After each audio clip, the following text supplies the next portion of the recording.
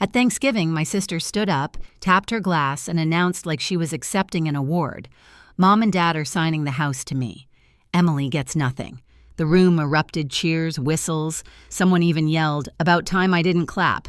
I didn't blink. I just smiled the way you smile when a storm hits, but you already know the roof is theirs, not yours.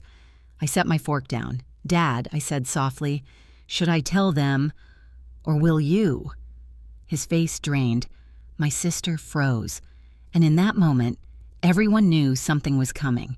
Before I take you into what happened after that silence, tell me, where are you listening from tonight? It helps to know there are people out there who've lived through families like mine. My name is Emily Nolan, and if you'd met my family before that Thanksgiving, you might have thought we were close. The kind of Midwestern picture people post on holiday cards, matching sweaters, smiling in front of a tree, pretending we never raised our voices. But families like mine don't break in loud, obvious ways. They crack in silence, in small choices, in who gets listened to and who gets ignored. And for as long as I can remember, I've lived in the quiet space where people only notice you when they need something. Jenna, my younger sister, never knew that space. She was the favorite, bright, loud, full of charm, the kind of girl relatives fawn over at gatherings, calling her a natural and a spark. I didn't hate her for it. I just learned early that I'd have to build my life on my own because nothing was ever going to be handed to me the way it was handed to her. Growing up, I watched my parents pour attention into Jenna like she was a plant that needed constant watering. Dance classes, summer camps, private lessons, things I was told we couldn't afford when I asked. Later, when I moved to Chicago for work, they called it selfish, like choosing independence meant I was abandoning them. Meanwhile, Jenna stayed close, visiting every weekend, sliding into that perfect little mold they'd carved out for her. Still, I kept coming home for holidays. For my grandmother, mostly. Evelyn Nolan, sharp mind, silver hair, the only person in the family who looked at me with real pride. When she hugged me at the door, it didn't feel like an obligation. It felt like being seen. She'd tap my cheek, whisper something like, "You're stronger than they think," then slip back into her chair, like she hadn't just given me enough fuel to last another year. This Thanksgiving felt strange before it even began. The air in the house was different. Thick, expectant, like everyone had been let in on a secret I wasn't meant to hear. Mom was darting around the kitchen with that tight smile she wears when she's hiding something. Dad wouldn't meet my eyes for more than a second. Jenna kept brushing lint off her dress, even though it was perfectly clean. And when I walked into the dining room, I noticed one more thing. An empty chair next to mine was missing. Not moved, not pushed aside, gone. I should have known then. You'd think the empty chair would have been enough of a warning, but in my family, the signs are always quiet before they explode. I sat down anyway, smoothing my napkin across my lap, pretending not to notice the way conversations dipped every time I entered the room. They'd go flat for a second like someone had pressed mute, then pick up again with forced laughter the moment I passed. Jenna floated around like the star of her own parade, checking the table settings, fixing angles on the centerpiece, whispering little asides to Mom that made them both smile. Every so often, she'd look at me with a tight-lipped grin, polite but hollow, like I was a coworker she barely tolerated. It wasn't always like this. For a long time, Jenna and I were just two kids, sharing a bedroom, passing notes under the door when we were supposed to be asleep. She used to braid my hair, steal my sweaters, beg me to drive her everywhere once I got my license. But somewhere between high school and adulthood, something shifted. She slipped comfortably into the role my parents built for her golden girl perfect daughter, while I slipped quietly out of the frame. The house situation started 6 months earlier, long before the announcement at Thanksgiving. It was a humid Saturday in June when Mom called, asking me to come home for something important. No details, no warning. When I arrived, they ushered me straight to the dining table, the same table where everything would later fall apart. Dad had a folder laid out like a presentation. Mom smiled too hard, like her face hurt from stretching. "Sweetheart." Dad began, "We're refinancing the house. Just a simple signature. Better rates. You won't have to worry about anything." Even then, something in me tensed. My family never asked me for help unless they needed more than they were willing to admit. I flipped through the papers, heart thrumming as I tried to make sense of the numbers. Something felt off, too many pages, too many amounts blacked out, too many rushed explanations. "Can I take these with me?" I asked, keeping my voice even. "My lawyer can look at them." The silence that followed told me everything. Mom's smile faltered. Dad snapped the folder shut too quickly, like he regretted putting it in front of me in the first place. "It's just a formality," he insisted. "Why complicate things?" But I took the folder anyway. Back in Chicago, my lawyer flipped through the papers, eyebrows rising higher with each page. She didn't smile. She didn't stall. She called me the next morning. "This isn't a refinance," she said. "It's a transfer of liability. If you sign, you're responsible for their debt." Debt? I'd stared at the phone numb. What debt? She explained slowly, carefully, a second mortgage, months of missed payments, foreclosure letters, things I didn't even know existed. And the moment I understood, something inside me locked into place. Not anger, not yet. Something colder, something steady. 2 months later, Dad called again, this time asking for money. Not a loan, not help, money. He said it was for Mom's medical bills, but when I offered to pay the hospital directly, he crumbled. The story shifted. The truth leaked out, late payments, deadlines, desperation. And now sitting at that Thanksgiving table, watching Jenna glow under everyone's attention, the weight of those 2 months pressed against my ribs. They weren't giving her the house. They were giving her the debt, and they expected me to sit quietly beside her while it happened.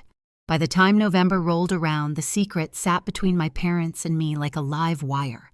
We did not talk about the papers I refused to sign or the call where Dad admitted the truth. Our conversations shrank into weather updates and questions about work, as if small talk could cover a crater. They did not know I had done more than refuse. I pulled the property records myself. I knew about the second mortgage, the interest eating them alive, the foreclosure clock already ticking. They were drowning and trying to drag someone else under with them. At first, I thought that someone was always meant to be me. I was the one with the stable job in Chicago, no kids, the person they saw as a safety net they were entitled to. Saying no to them was like learning a new language that tasted like guilt. Then Jenna started posting hints online, captions about big changes, photos on the front porch with our parents, jokes about being ready to be a homeowner. Every post felt like another piece snapping into place. A week before Thanksgiving, Mom called to gush about how excited Jenna was to host more often once things were settled with the house. She said it lightly, as if the house were a gentle heirloom, not a bomb they were wrapping in a bow. That was the night I stopped hoping they would fix it on their own. I went to my desk, pulled out a folder, and started filling it. Copies of payments overdue, notices the summary pages that showed exactly how deep they were. I did not plan to humiliate them. I planned to make sure no one could say they did not know what they were walking into. On Thanksgiving morning, I drove back with that folder in my bag and a knot in my stomach. Part of me still wanted to believe they would pull me aside, admit the plan had gone too far. Instead, Mom met me at the door with a tight hug that smelled like perfume and strain. "You look beautiful," she said. "Jenna is going to be so happy you're here." The way she said Jenna, not we, told me everything. Inside, the dining room was set. Extra leaves in the table glasses shining, every chair filled but mine. My grandmother caught my eye from her usual spot and gave me a small nod like she knew more than she was saying. As I slid into my place, my hand brushed the edge of my bag. Paper against canvas. Proof against denial. If they were turning this dinner into a performance, I was done playing the quiet extra. When my sister rose from her seat and tapped her glass, I already knew I was about to watch the curtain lift on a performance they'd rehearsed without me. Jenna stood there, glowing, her hair curled perfectly, the necklace our grandmother gave her, catching the light like it had been chosen specifically for the moment she was about to steal.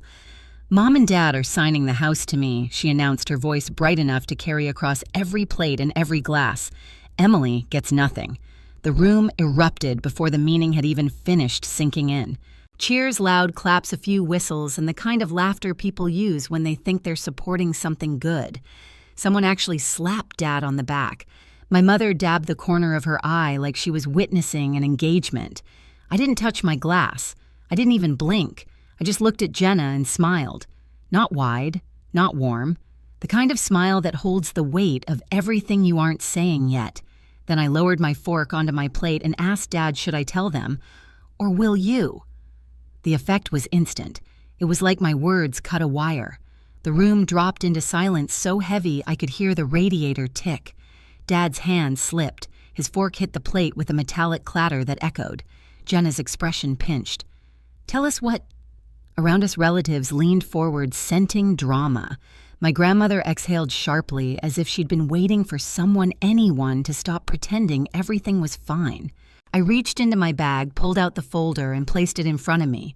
I didn't open it yet. I just let it sit there, resting like a quiet threat.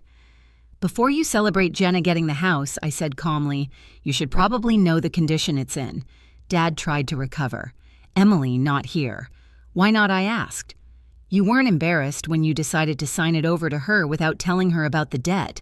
Heads turned. Conversations died. Jenna stiffened like someone had pulled a string tight inside her. What debt, she snapped. I finally opened the folder. A stack of payments bills and overdue notices stared up at us. I slid one page forward, the summary line in bold. They're behind on payments, I said, on 2 mortgages. The second one was taken out without telling anyone. They're months from foreclosure, maybe weeks. My mother's hand flew to her mouth. Dad reddened. Jenna blinked like she'd been slapped. That's not true, she said, her voice rising. They would have told me. Did they tell you, I asked, eyes steady on hers, that the house comes with over $100,000 in debt? That if you sign those papers, you're responsible for every overdue payment and every penalty? Something cracked in her expression. Doubt crept in. Dad tried again. You're making this sound worse than it is, Emily. We're handling it. Are you? I held up another page. Because this one says the bank isn't convinced you're handling anything. He lunged forward as if he could snatch the paper out of my hand right there in front of 20 witnesses. I pulled it back before he could touch it. Stop, Mom begged. Please, don't do this today. Why not, I asked. You chose today.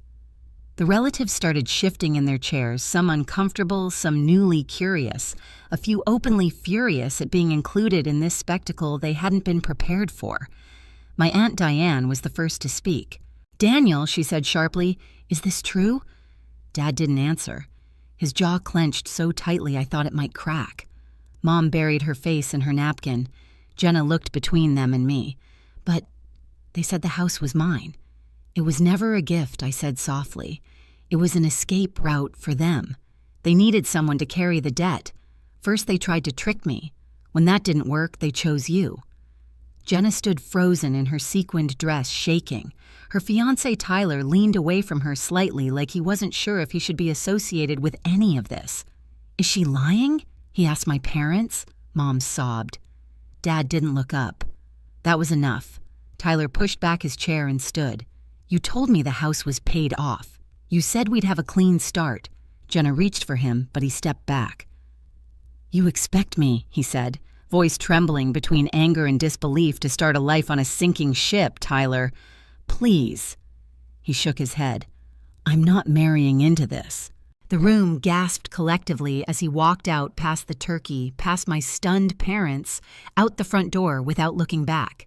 Jenna's legs gave out. She dropped into her chair, hands shaking mascara smudging down her cheeks. For the first time in years, she looked like the little girl who used to crawl into my bed after nightmares. This isn't my fault, she whispered. I didn't know. I know, I said, quietly. Dad slammed his palm onto the table. You ruined everything. I stared at him. No, you ruined everything the minute you tried to hand your debt to your children like it was an inheritance. You're tearing this family apart, Mom sobbed. It was already broken, I said. I'm just refusing to keep sweeping the pieces under the rug. A murmur rippled among the relatives' agreement, disappointment judgment, the kind that stings more because it comes from witnesses who saw everything. My grandmother stood slowly, using the table for balance. Her voice, though thin, carried more authority than anyone else's. I taught you better than this, she said to my father. Your daughters are not lifeboats for you to climb into. Dad shrank. Mom wept harder. Jenna finally looked up at me, eyes hollow. What do I do now? The question hit deeper than she meant.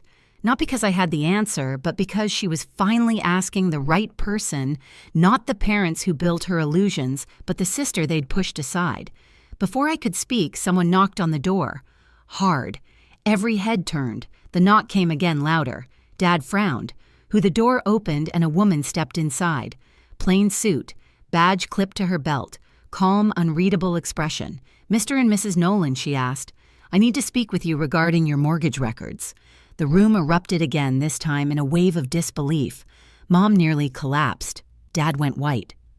Jenna grabbed the edge of the table as if it were the only thing keeping her upright. I didn't move. I just sat there breathing slowly, watching the truth finally land where it belonged. "Why is she here?" Dad whispered, voice cracking.